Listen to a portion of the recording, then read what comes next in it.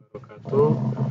Berjumpa lagi dalam video dalam materi biooptik. Pada video yang ketiga tentang biooptik ini, kita akan membahas tentang penyesuaian mata terhadap terang dan gelap. Kita sering mengalami fenomena di mana ketika kita berada dalam ruang yang terang dan dari ruang terang kita masuk ke dalam ruang yang gelap, kita mengalami kesulitan untuk melihat. Ada proses penyesuaian mata terhadap ruang gelap sehingga kita bisa melihat benda-benda di sekitar kita dalam kondisi lebih redup atau lebih gelap daripada di dalam ruangan yang sebelumnya, itu ruang terang.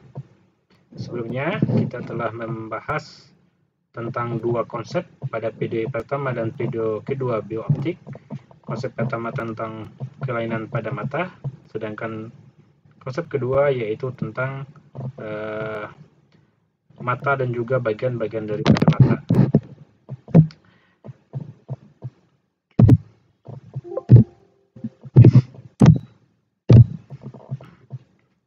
Pertama yang ingin saya jelaskan adalah fenomena yang seperti saya sampaikan tadi, yang mana hal ini tidak terjadi pada anak-anak saja, tetapi juga terjadi pada semua umur, dan juga ada kemungkinan terjadi pada beberapa binatang. Fenomena yang kita alami adalah dari ruang gelap masuk ke dalam ruang terang, kurang mengalami kesulitan dalam penglihatan. Tetapi apabila dari ruang terang masuk ke dalam ruang gelap, akan tampak kesulitan dalam penglihatan dan diperlukan waktu tertentu agar memperoleh penyesuaian. Yang menjadi pertanyaan adalah mengapa hal tersebut bisa terjadi? Ada kesalahan apa atau ada fenomena apa yang dialami oleh mata kita atau kinerja yang dilakukan oleh mata kita seperti apa? Pertama, kita sudah tahu bahwa pada materi sebelumnya kita tahu bagian-bagian dari mata. Ada pupil, iris, sklera, kornea, ada namanya bintik buta, ligamen, otot silari. Ini yang namanya otot, mungkin saya juga sudah jelaskan pada video sebelumnya, bahwa apabila terjadi kelainan pada salah satu otot pada mata, bisa menyebabkan yang namanya mata juling. Sedangkan fenomena penyesuaian terhadap ruang terang dan gelap, itu secara umum bisa kita jelaskan seperti pada presentasi yang saya sampaikan ini. Apabila kepekaan retina cukup besar, seluruh objek atau benda akan merangsang root. Coba lihat, coba baca di berbagai sumber di internet apa itu root. Saya ulangi, apabila kepekaan retina cukup besar, seluruh objek atau benda akan merangsang root secara maksimum, sehingga setiap benda bahkan yang gelap pun akan terlihat terang. Tetapi apabila kepekaan retina sangat lemah, ketika masuk ke dalam ruangan gelap, tidak ada bayangan yang benerang yang merangsang root, dengan akibat tidak ada suatu objek pun yang terlihat. Itu pun yang kita alami ketika kita masuk dari ruang terang menuju ruang gelap. Adanya proses penyesuaian daripada mata sehingga kita bisa melihat dengan baik. Perubahan sensitivitas retina, ya, coba baca lagi apa itu retina. Perubahan sensitivitas daripada retina secara otomatis ini dikenal sebagai fenomena penyesuaian terang dan gelap. Ini adalah penjelasan secara umum. Selanjutnya, kita coba lihat bagaimana mekanisme penyesuaian gelap secara lebih rinci atau secara lebih mendalam. Seseorang masuk ke dalam ruang gelap yang tadinya berada di ruang terang, sebenarnya jumlah rhodopsin di dalam root, ya. Lihat, coba dibaca lagi, coba dibaca di berbagai sumber apa itu rhodopsin dan juga apa itu root. Dikatakan bahwa jumlah rodopsin di dalam root sangat sedikit sebagai akibat orang tersebut tidak dapat melihat apa-apa di dalam ruang gelap. Selama berada di ruang gelap, pembentukan rodopsin di dalam root sangatlah perlahan-lahan. Makanya kita mengalami suatu proses penyesuaian mata.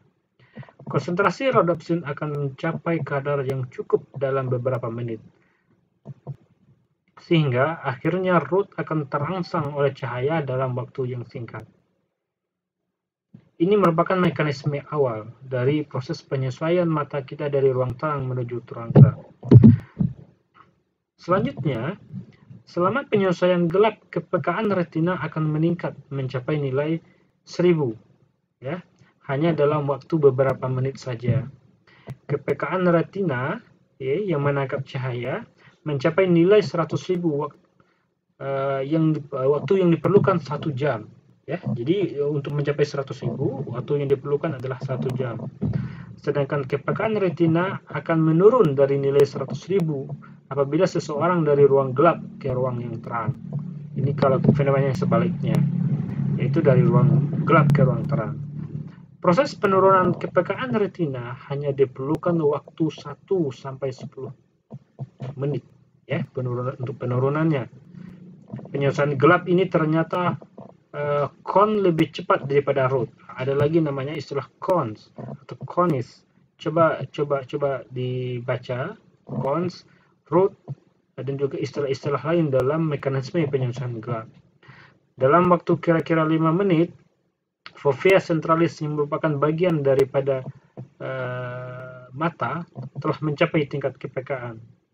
Kemudian dilanjutkan penyelesaian gelap oleh root sekitar 30 sampai 60 menit. Ini bagi yang kemampuan penyelesaiannya yang dikatakan tidak terlalu normal. Rata-rata terjadi pada 15 menit pertama bagi orang yang normal. Sebelum masuk ke ruangan gelap, misalnya ruang ronsen, kita tahu bahwa ronsen itu adalah gelap. Biasanya dokter itu menganjurkan memakai kacamata merah, atau salah satu mata dipejamkan dalam beberapa saat. Hal ini dengan tujuan agar mata kita lebih cepat menyesuaikan terhadap lingkungan, yaitu lingkungan terang ke lingkungan gelap. Ya, itu beberapa mekanisme penyesuaian terang dan gelap. Kalau dari gelap ke terang itu tidak ada fenomena yang aneh, tetapi dari yang terang dari gelap ke terang tidak ada fenomena yang aneh. Tapi dari terang ke gelap ada suatu fenomena yang dinamakan penyesuaian mata terhadap lingkungan, yaitu lingkungan yang terang dan juga gelap. Demikian video ketiga ini. Jika ada pertanyaan, silakan ajukan di kolom komentar Edmodo. Kita berdiskusi bersama. Ini adalah video ketiga yang merupakan bagian daripada materi biooptik. Terima kasih. Saya tutup dengan Assalamualaikum warahmatullahi wabarakatuh.